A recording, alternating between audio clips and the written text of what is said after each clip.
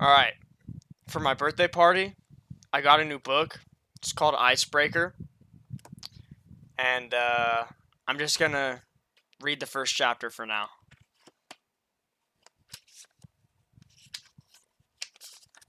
Chapter 1. Anastasia. Again, Anastasia. If I hear the words again and Anastasia together in a sentence one more time, it might be the thing that finally tips me over the edge. I've been on the edge since I woke up this morning, with the hangover sent directly from the pits of hell. So the last thing I need right now is more grief from Coach Aubrey Brady. I focus on suppressing my annoyance, like I do every training session, when she makes it her mission to push me to my limits. Rationalizing it, it's her dedication that makes her such a successful coach. I decide throwing my ice skates at her is something that should stay in my imagination. You're being sloppy, Stas, she yells as we fly past her. Sloppy girls don't get medals. What did I say about not throwing skates at her? Come on, Anastasia. Put in some effort for once. Aaron snickers, poking his tongue out at me when I shoot him a cold glare. Aaron Car- Carlisle is the best male figure skater the University of California, Maple Hills, has to offer. When I was offered a spot at UCMH and my skating partner wasn't, Aaron was luckily in the same position, and we became pairs. This is our third year of skating together, and our third year of getting our asses kicked. I have a theory that Aubrey is a Soviet spy. Nice. I don't have any evidence, and my theory isn't well developed. Developed at all, actually. But sometimes when she's screaming at me to straighten my spine or lift my chin, I swear a slight Russian accent slips out, which is peculiar for a woman from Phillipsburg, Montana. Comrade Brady was a figure skating superstar in her heyday. Even now, her movements are delicate and controlled, and she moves with such grace it's hard to believe she can shout as loud as she does. Her graying hair is always pulled back into a tight bun, which accentuates her high cheekbones, and she's always wrapped tight in her signature fox fur black's coat, which Aaron jokes is where she hides all her secrets. The rumor is she was supposed to go to the Olympics with their partner Wyatt. However, Wyatt and Aubrey were practicing those lifts a little too often, and she ended up holding a baby instead of a gold medal. That's why she's been in a bad mood since she started coaching 25 years ago. Claire de Lune fades as Aaron and I finish our routine, nose to nose, our chests heaving against each other as we try to catch our breath. When we finally hear a single clap, we move apart and skate towards what will undoubtedly be the source of my next headache. I haven't even stopped moving when her green eyes lock on me and narrow. When you're going to land your LUTs? If you're not going to deliver, it needs to come out of your long program. Aside from Brady successfully doing a quadruple LUTs and not landing on my ass is the current bane of my existence. I've been practicing for God knows how long, but I can't quite manage to nail it. Aaron can execute it flawlessly, which is why I convinced the choreographer, to put it into our routine in the first place. Pride is a foolish thing. It's incredibly foolish when it comes to figure skating, since when you get it wrong, you bounce your face off solid ice. I'll take face planting over the annoying, fake, disappointed face Aaron pulls any time it's suggested we take it out. It's coming, coach, I say with as fake enthusiasm as possible. I'm getting there. It's not perfect yet, but I'll keep practicing. It's a minor lie, a harmless one. I am getting there. What I've failed to mention is, I'm only getting there off the ice, specifically when I'm attached to equipment that helps me get there. She's getting there, Aaron lies, throwing an arm around my shoulders. Just a bit longer, AB. It's nice for Aaron to be on my side, and show a united front to KGB Aubrey. What he says in private is that the only way I'm going to pull it off is I start doping and build a time machine to get my pre-puberty body back.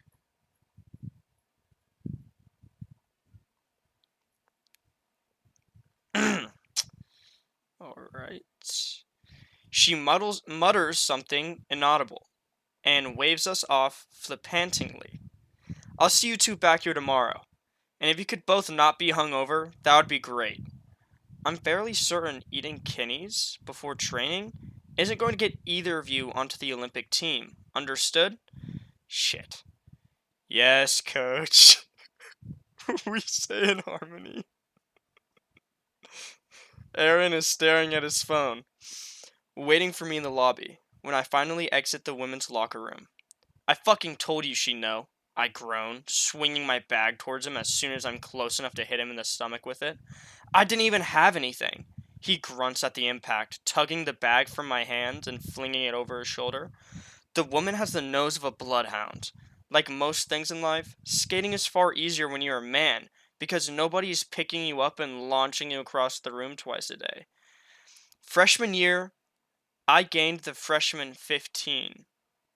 Well, it was more like the freshman 5, but Aaron said I was getting too heavy to lift, so I haven't put on an ounce since.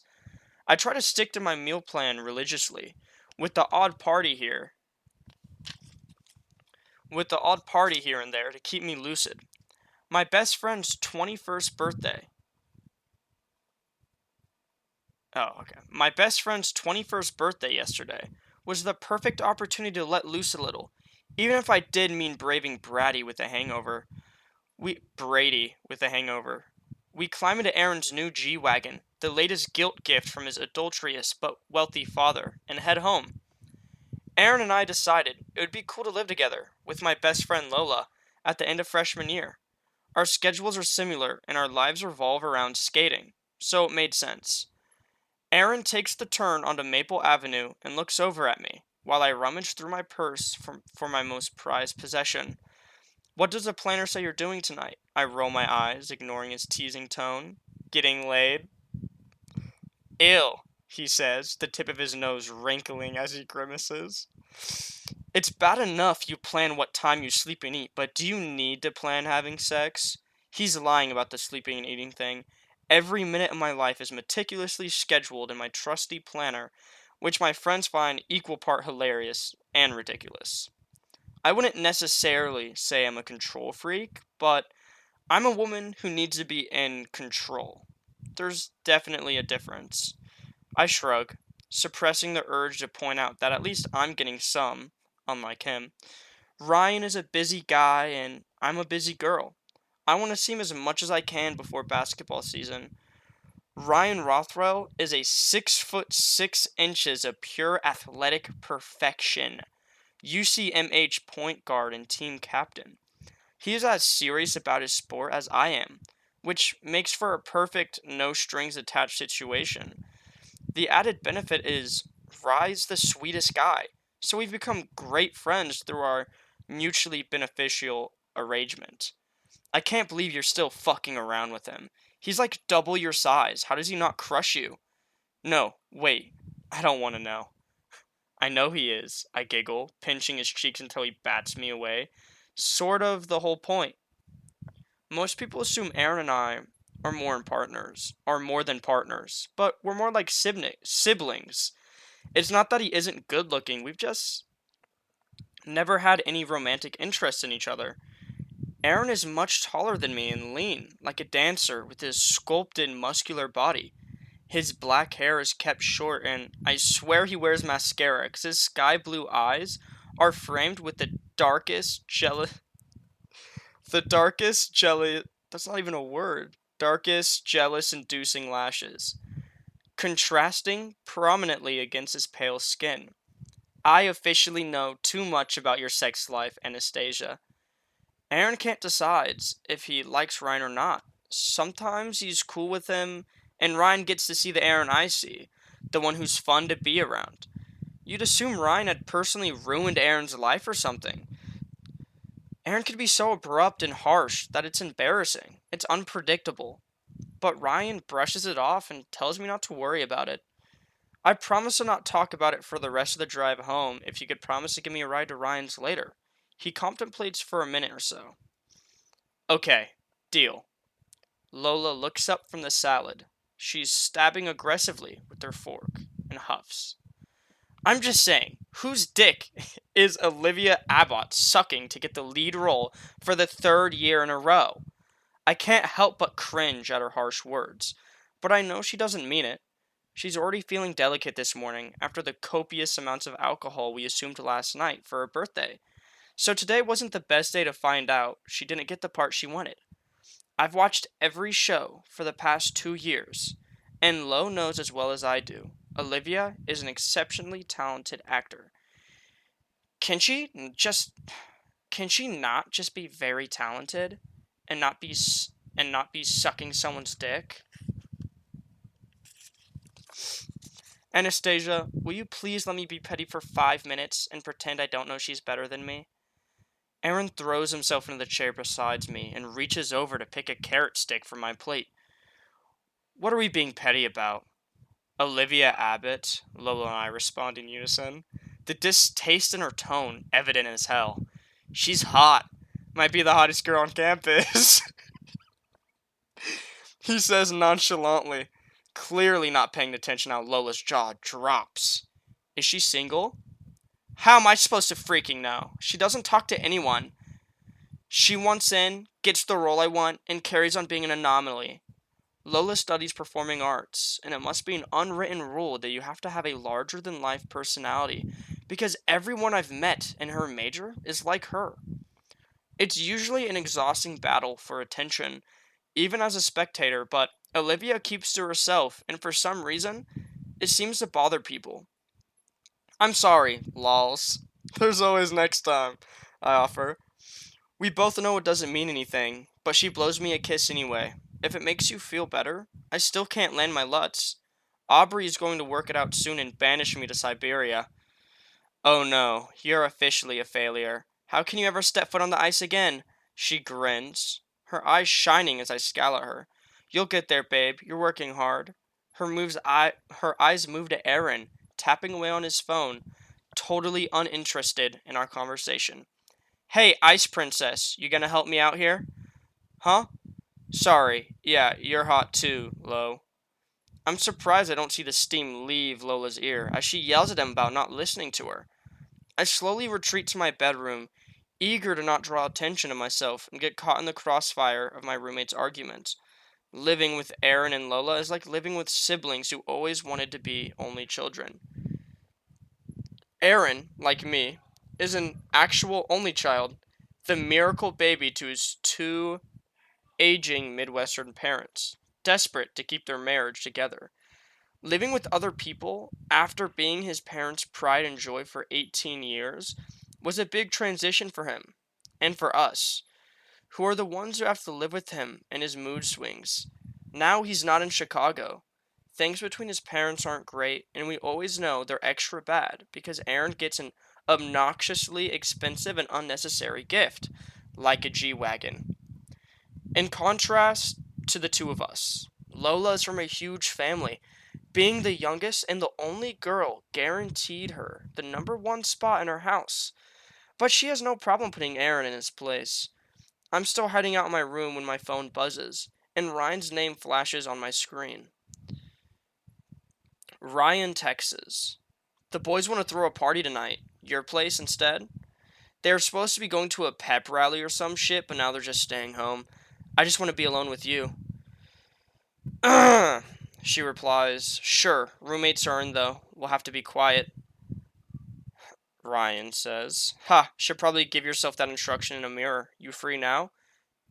She says, Yeah, come over. Ryan says, On my way, bringing snacks. Everyone friends again? I call out cautiously as I make my way from the bedroom to the living room. They're both fixated on the Criminal Minds rerun on the TV, but I get a faint, yeah, in response, letting me know it's safe to approach. Some shit's about to go down. I'm ready for it.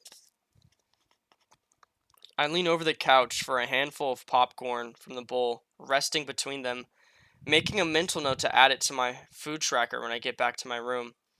So the basketball team is having a party. I was wondering if we'll go with you, Aaron interrupts, sounding uncharacteristically hopeful. No. Lola spins to face me, her red curls bouncing around her shoulders and delight written all over her face. If we mind that Ryan wants to come here. Yeah, how did you. Cough up, Carousel, she laughs, holding out her hand.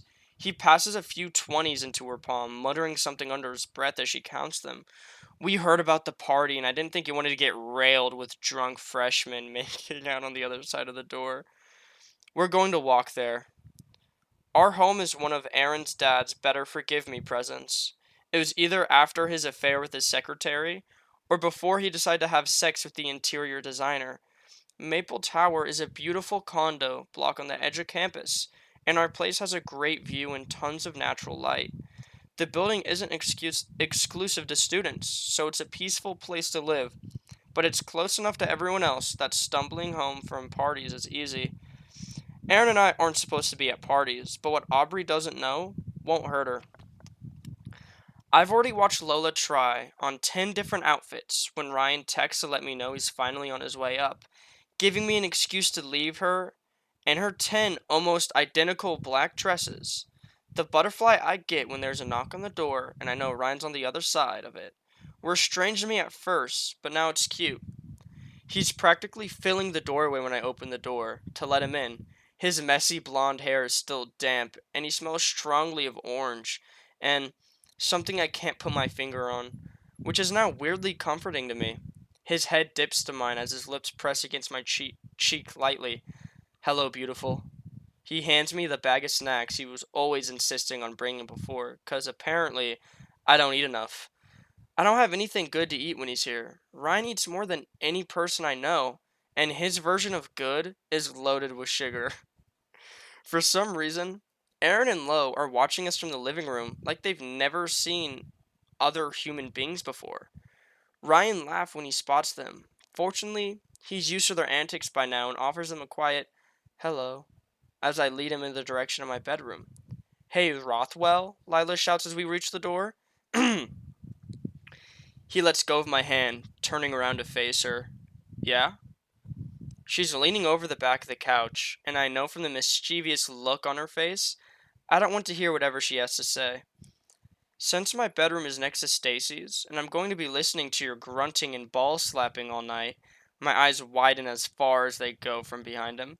Can I have the code for your room so I don't have to fight for the shared bathroom at the party at your place? Campus housing has electronically coded locks on bedroom doors for security. Ryan's room has a private bathroom, so Lowe's request is a good idea since the bathroom line gets ridiculous the drunker people get. It's her delivery that's going to require some serious work. Sure, I'll text it to you. No snooping, Mitchell. I know if you'll have. She holds up a peace She holds up a peace sign. Scouts honor. Enjoy all the sex. Yep. Jesus lols. I groan loud enough for her to hear as I drag Ryan into my room away from her. I'm so sorry. I like her. She's funny, he chuckles, taking my face between his hands, tilting my head up so he could kiss me. It's soft as fur. It's soft at first, then more urgent as his tongue moves against mine. His hands travel down my body gently until they reach my thighs, scooping me up in one quick motion. My legs automatically wrap around his waist, my body familiar with his after doing this so many times.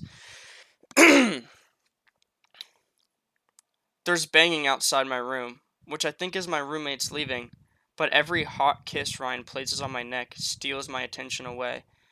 I should check if it's them going, but it suddenly plummets to the bottom of my mind when Ryan lowers me to bed and climbs on top of me. How was your day? He mumbles beneath my ear. He always does this. He kisses me perfectly, positions his body between my legs, applies enough pressure to have me squirm, scrambles the thoughts in my head. He then asks me something mundane, like how my day was. The second I try to formulate a response, his fingers journey between his fingers journey beneath my t-shirt. He traces the curves of my jaw with his nose. Every inch of my skin feels like it's buzzing, and he hasn't even done anything yet. It was, fine. Skated. His body rocks as he laughs. You, skated? Sounds interesting. Why don't you tell me more, Alan? I hate him. I really, really hate him. I incoherently mumble something about ice and Russians as he strips us of our clothes until we're both in our underwear. Ryan's body would make a Greek god weep, tanned skin from his summer home in Miami, and a torso with more abs than I could count. Forget a Greek god, it makes me want to weep. Gripping my panties on each hip, he waits until I nod, before slowly pulling them down my leg, throwing them behind him, and spreading my legs wide. Stas? Yeah. His forehead creases. Can Lola really hear my balls?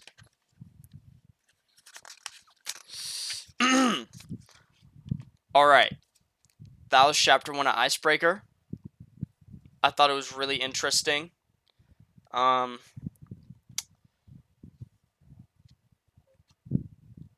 yeah.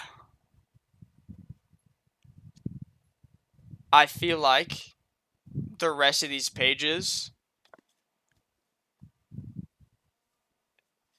or just even next chapter, I feel like next chapter is going to be. I'll have to make sure, like, no one's home to read this next chapter, but. No. Tell me what you guys think in the comments.